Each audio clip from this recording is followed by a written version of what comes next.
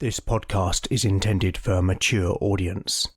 Listener discretion is advised.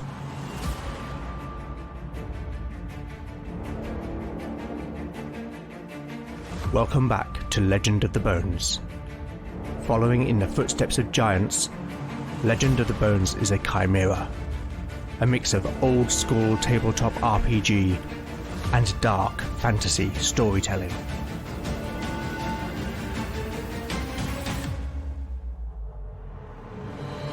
As its name might suggest, in Legend of the Bones the dice rule. There'll be no rerolls, no fudging the dice, no metacurrency. The roll of the bones will determine the character's destiny, and no one will be spared their fate. None shall escape the destiny of Bone.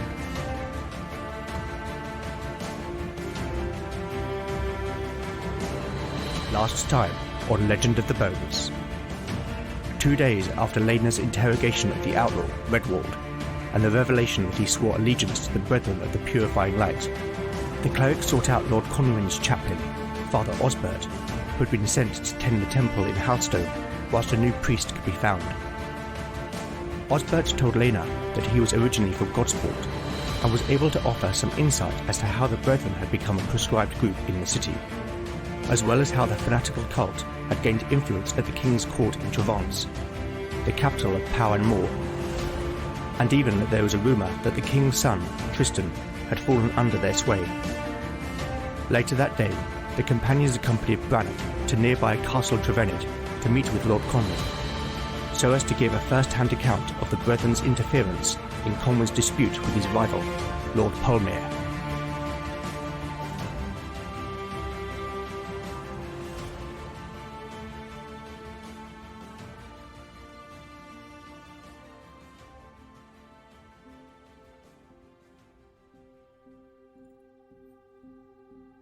Chapter 20, Part 1, Day 25, Evening.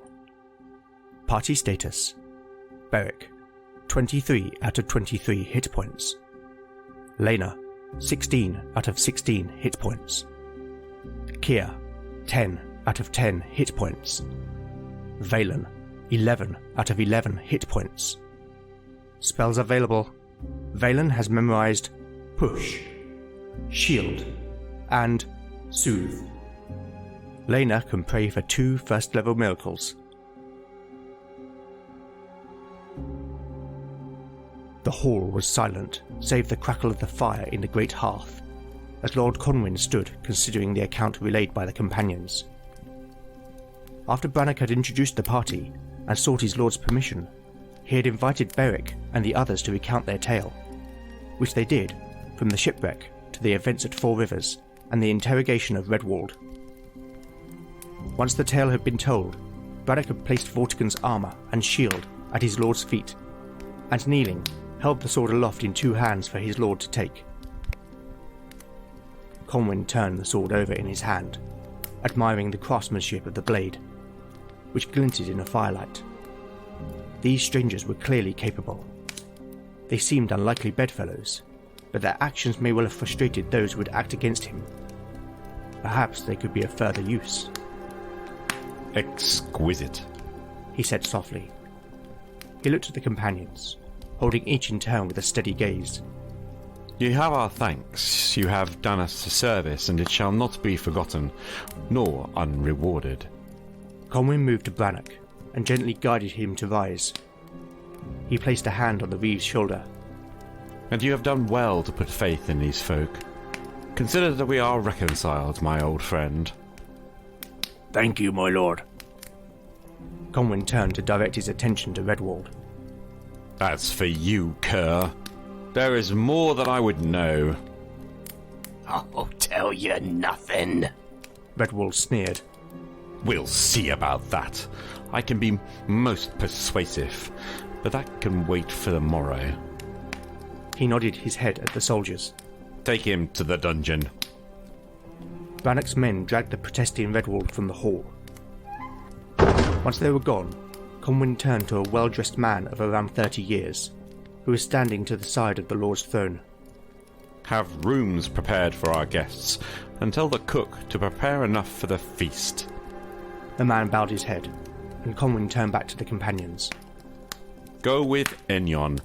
He will see that you are made comfortable, and when you are refreshed, come and partake of our hospitality. The man, Enyon, stepped forward and gestured the companions towards an archway leading to upward stairs. As they followed, they heard Conwyn speak again. Brannock, I would speak with you privately. Enyon led the companions up winding stairs and along dark, torchlit corridors. He was taciturn and said little, explaining only that the servants would bring them anything they required and fetch them later for the feast. Eventually, they reached a corridor with a number of doors leading off, and Enyon directed each of them to a room. Lena entered the chamber. Its canopied bed was replete with a soft mattress, feather pillows, and fine linen sheets, while the floor was covered by a thick woven rug. On the wall opposite was a small east-facing window. The cleric put her things down and moved towards it, gazing out into the night. The distant roar of waves against rock was soothing as Lena watched the light of the waxing moon dancing on the black water. The heavens were filled with 1,000,000 stars. She thought of the last time she had looked upon the night sky, and her mind wandered. There was a knock on the door. "Come," Lena called. She heard the sound of the door opening and then being closed. She turned, expecting to see a servant. It was Lady Neve.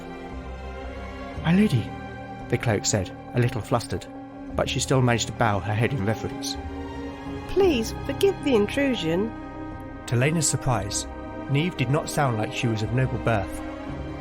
"Not at all, my lady." "Please call me Neve." She smiled, and Lena, a little awkwardly, did likewise. "If I may, sister, I would talk with you."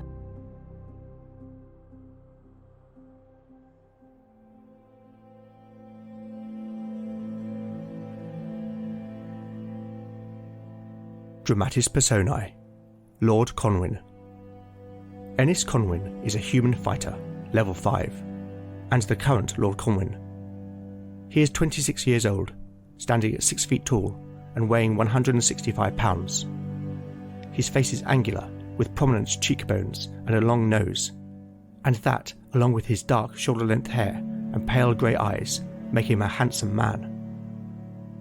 Ennis is a strategic thinker, cunning and shrewd, having been tutored from an early age in the art of politics, philosophy and war. And whilst for the most part he is a fair, albeit firm lord, he can also be ruthless, particularly in the pursuit of his own interests and in maintaining his family's power. The Conwyns are an ancient family, having built and held the fortress of Trevenid and its surrounding lands since the Moran, the people of Power Moor, first settled the peninsula 1200 years ago. The family are distant blood relatives of the current king, Donyarth, though it has been many generations since this connection has brought the Conwyns any favour. Ennis's father, Caldor, was a forward-thinking man. Under his lordship, the family's wealth and influence grew. His father was quick to take advantage of any opportunity, and had commissioned the founding of the Four Rivers mine after tin deposits were discovered upon his land. The establishment of the mine increased the existing rivalry with the neighbouring Polmere family. Lord Polmere had long been jealous of Ennis's father for winning over him the hand of his mother, Eleanor, a celebrated beauty, and the wealth and influence generated by the Four Rivers mine just added insult to injury. Then, 7 years ago, Ennis's father died. It was sudden, and many suspected foul play, for Caldor had ever been a fit man and in good health, though nothing could be proven. Lordship passed to Ennis, who at the time had much to live up to. The young lord, having seen the faith his father put in Brannock, looked to the older man for advice and counsel, and slowly Ennis grew in confidence. Tensions with Polmere continued, and more recently, brigand activity in Heartwood has started to increase once again, often targeting supply wagons en route to Four Rivers. Rumours have also begun to speak a name, L4 Kano. Some say he was a mercenary who is taking revenge for having not been paid. Others, more fancifully, say he is a demon in human skin. But whatever the truth, Kano's brutality and cruelty strike fear into all who need travel through the Heartwood.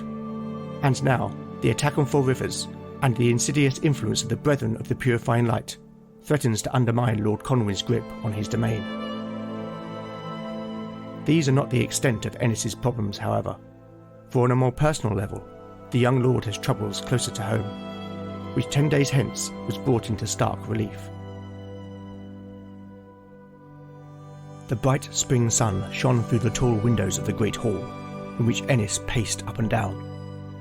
He was alone, and had been doing thus for several hours, ever since Neve had been taken ill.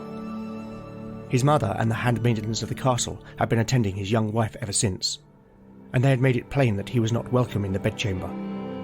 That in itself was not unusual, but not knowing whether or not Neve lived was unbearable. Theirs had been a love match, and had his father been alive at the time, no doubt he would have forbidden the union, for Neve was not of noble birth, and the marriage yielded neither influence nor a dowry that would benefit the family. His mother of course protested, but Ennis was Lord Conwyn now, and he could do as he pleased. His thoughts were interrupted by the door opening, and turning towards it, he saw Father Osbert entering. The dishevelled priest approached. My lord? Osbert said with a bow of his head. Osbert, what news? I know not.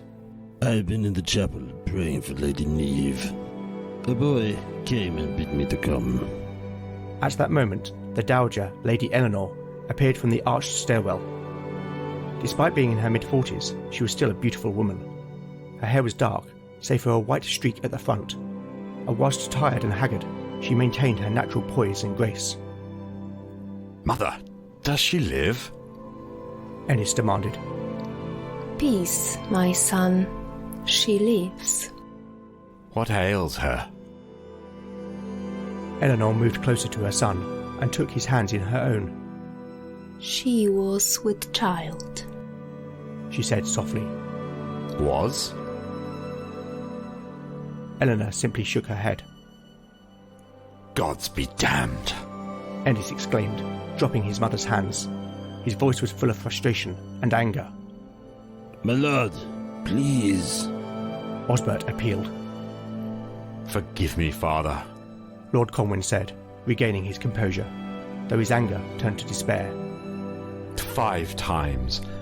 5 times Lady Neve has lost a child. Will this curse mean I shall never have an heir?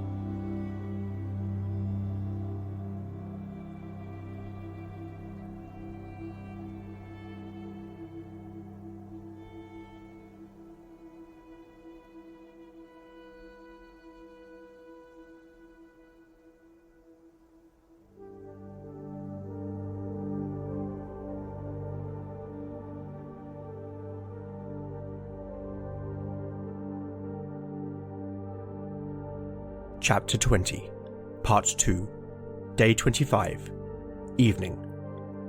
Party status. The party status is unchanged. Valen did not feel at ease. Whilst the maid had lived in a fortress as an apprentice back in his homeland of Clanrias, he had never felt comfortable in the presence of groups larger than a handful of folk. In truth, he much preferred books to people. They were filled with knowledge, and could be relied upon for their considered wisdom. People, or rather the behaviour of people on the other hand, often bewildered him. The great hall of Castle Dravenid had been transformed for a banquet. 3 long tables had been arranged to form an open-ended square, and servants brought platters of roast goose, boar and venison, as well as dishes of cod and mackerel. There were bowls of peas, beans and cabbage, accompanied by loaves of freshly baked bread. Lord Conwyn sat at the centre of the head table, with Brannock on his right, though the chair reserved for Lady Neve and the one next to it were empty. Valen was seated on one of the side tables, next to Beric, who had killed his other flank, and along with the rest of the assembled guests, faced inwards on the square. "I've never seen so much food," Keir said, as a servant filled his goblet with mead. "Aye, we won't go hungry tonight," Beric agreed. Where is Lena? Valen interrupted, speaking rhetorically. Beric looked around, having not noticed before the cleric's absence. Who knows, but fear not. The big man gently slapped the mage on the back. No ill can come of her here, he said a little dismissively. Valen was not listening though. His attention had been drawn to a man sitting across the room, who was staring back at him. His age was indeterminate. He looked young, yet there was a wisdom in his deep-set brown eyes. His chestnut-coloured hair was long and wavy, and was plaited in several places. He wore simple, yet well-made clothes, but most curiously was that he bore a runic tattoo upon his forehead. Valen's eyes grew round as he sensed the deep green aura surrounding the man, and he instantly knew what he was.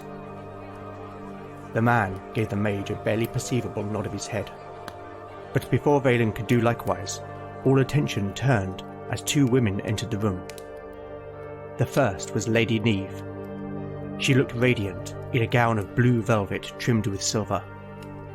The assembled guests stood, and Lady Neve bowed to her husband before moving to take her seat. The second woman, who followed just behind, was dressed in a simple, well-fitting shift of white cotton, held at the hips with a belt of bronze links.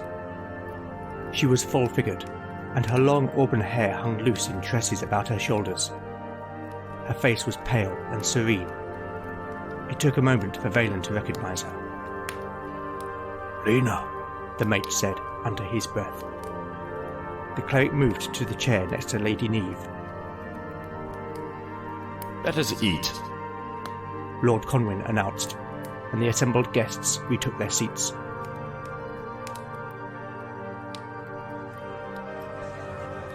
The hall was filled with the sound of merriment as the gathered assembly enjoyed the hospitality of their host. Beric and Keir were laughing and talking, their trials of the past few weeks forgotten, at least for now. Valen, on the other hand, was in his own thoughts. He was not brooding, rather reflecting on how his life had been turned upside down. He was in unfamiliar territory, and it was disconcerting. He missed Amos's counsel. His eyes wandered to Lena, who was in conversation with Lady Neve. The cleric must have felt his lingering gaze, and her eyes looked up to meet his. He did not look away. She smiled at him. There was a gnawing sensation in the pit of his stomach, but then the cleric's attention was drawn back to the noblewoman. Valen himself felt suddenly aware of someone's scrutiny, and once again found the stranger staring at him. The man smiled. His kind were frequently encountered in Valen's homeland, but their presence beyond Clan Rhys was rare, for their tradition, and of course their craft, was tightly bound in Wayland culture. Other places had people who used the title, of course, but they were not spell singers. Talian! Lady Neve suddenly called aloud, catching everyone's attention. Tonight you grace us with your company. Pray, will you not play us a song? The man, Talian, stood and bowed. As you wish, my lady. A stool was brought and placed in the centre of the space between the tables, and presently Talian came and was seated. He had with him a small harp, which he rested upon his lap.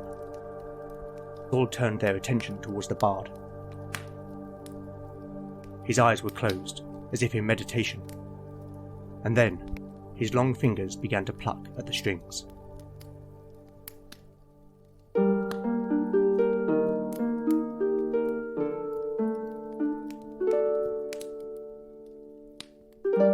The land was in darkness, the people in strife,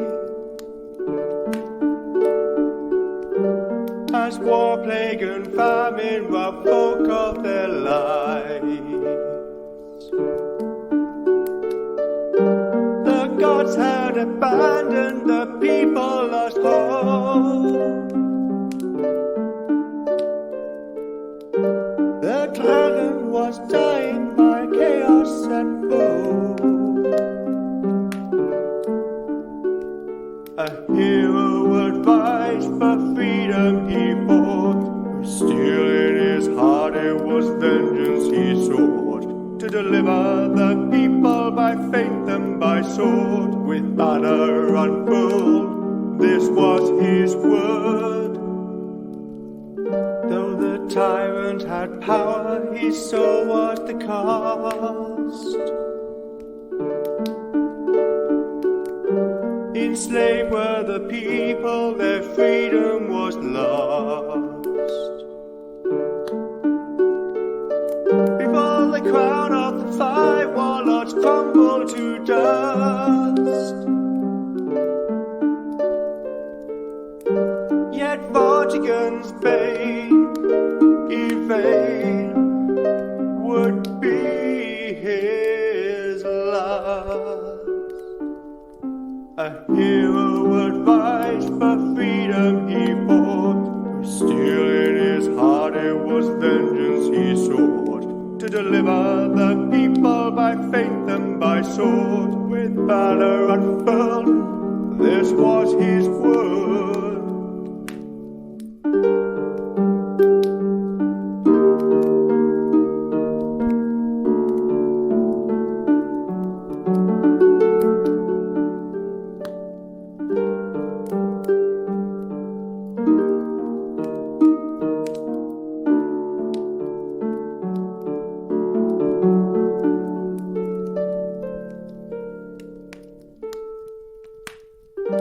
Yvain was dishonored, her husband was slain. Their faithful son Derwan vowed vengeance and pain. On the field of Caroline, a great battle would come, and with the tyrant thrown down, the curse on the land was undone. A hero would rise for freedom he fought. Still in his heart it was vengeance he sought. To deliver the people by faith and by sword, with banner unfurled, this was his word. Derry down, down, Derry down, down, Derry down, down, Derry down, down, Derry down, down, Derry down, down, Derry down, down, Derry down, down.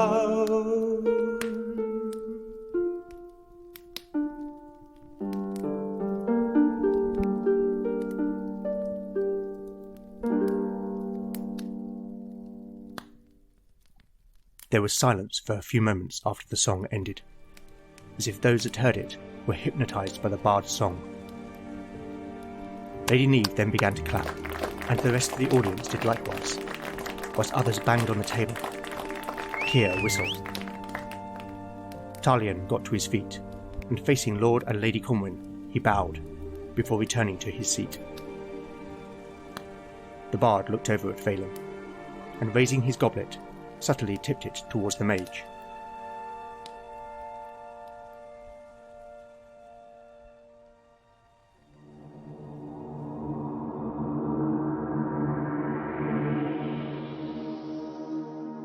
Well, there are a lot of actors at play on the stage. On the surface, all may seem well at Castle Trevenid, but that is certainly not the case. In episode 17, we learnt that the Brethren of the Purifying Light had spies in the fortress. We also know that Redwald had been sent to capture Valen, and it would also seem that Lord Conwyn's bloodline is at risk.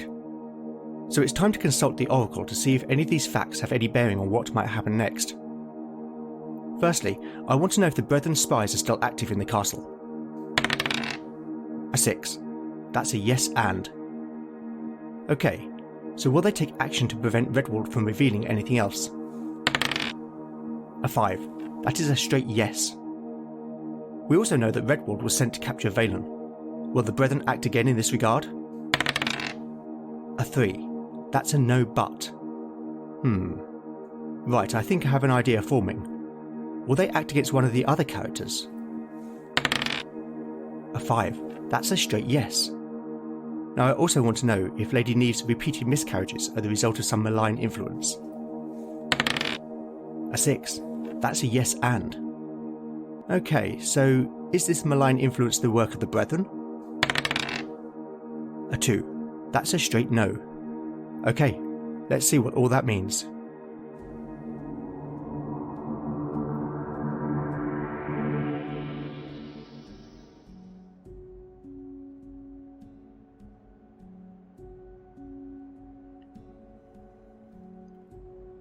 Chapter 20, Part 3, Day 25, Night. Party status. The party status is unchanged.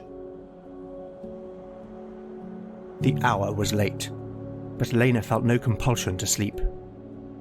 She stood once again by the window, as her mind raced with a multitude of thoughts. Earlier that evening, Lady Neve had confided in the cleric. She told how she had recently lost another child, and of her fears that she could not bear her husband an heir. The noble woman sought comfort and solace. She liked Father Osbert, but she needed the empathy that could only be given by another woman. And besides, the old priest was now in Hurststone. Lena had offered her both empathy and a blessing, and together the two women prayed to Naya. Neve had been grateful, and had called her handmaidens to attend the cleric in preparation for the feast, and said that she would be seated by her side at the table. Lena had never been vain, but it pleased her host, and so she had accepted the offer. It had been a long time since she had permitted herself to be presented thusly, to allow herself to feel beautiful. She had felt self-conscious at being on display, but in truth, at least once, there was part of her that enjoyed it. Was that sinful? To feel such pride? To feel the pleasure at an appreciative gaze? Inexplicably, the Lord's steward, Enyon, suddenly appeared in her thoughts. There was something peculiar about the man. It struck her then that she had noticed a passing resemblance with Lord Conwyn. How could that be? There was a knock on the door. Who could that be at this late hour? She felt a tingle of anticipation. "Come," she called, turning towards the door as it opened. A servant walked in carrying a pitcher and goblet. "I beg your pardon, mistress. Lady Neve sends you this with her compliments." Thank you. Please leave it over there." The cleric indicated to a small table. She turned back to the window, feeling a pang of disappointment. She heard the man put the objects down. "Will there be anything else, mistress?" "Huh? No," Lena said absently.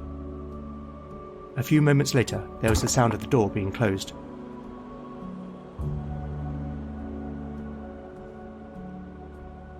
The assassin stood silent as a mouse.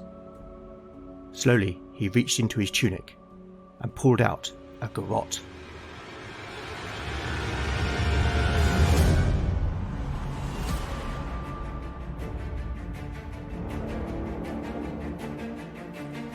Thank you for listening to Legend of the Bones. I can't believe this episode marks the 1-year anniversary of the show. Thank you to everyone who has listened, commented, and promoted the show in that time. I am truly grateful for your time, attention, and support. Once again, I must thank my fantastic cast of voices, and this episode has a multitude of talent.